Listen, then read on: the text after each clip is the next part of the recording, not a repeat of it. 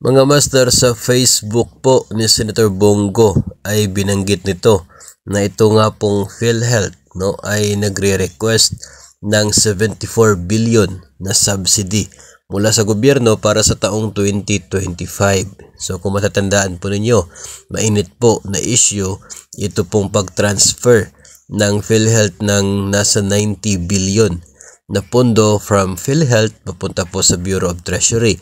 At may mga kasunod pa po yan na pag-transfer ng pondo galing umano sa excess funds ng PhilHealth pabalik po sa Treasury. Hanggang 2025 nga, mayroon pa po sila nakaschedule na pag-transfer ng pondo.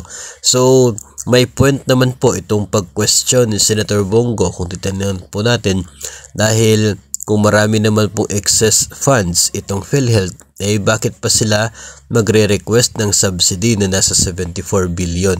Diba? Sayang po kung ibibigay sa PhilHealth yung subsidy na ganun kalaki, tapos ibabalik lang naman sa Treasury dahil hindi po nagagamit. So, mas mabuti pa siguro na gamitin na lamang yung pondong yan for other agencies na talaga pong nagbibigay ng basic na mga pangangailangan ng mga Pilipino.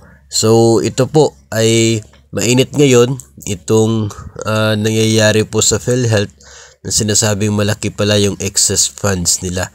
Pero yun nga yung pinagtataka din po natin, bakit patuloy pa rin silang nagkakaroon ng subsidy coming from the government. Maliban pa po ito siguro doon sa employer share na binabayad para po sa atin from our employers. Magkaiba pa po ito kasi subsidy po yung term, hindi naman po share ng gobyerno sa kanya po mga empleyado. So kung ganun po na may marami palang excess funds, mas mabuti siguro na wag na lang magbigay ng subsidy at transfer na lang po sa ibang agencies.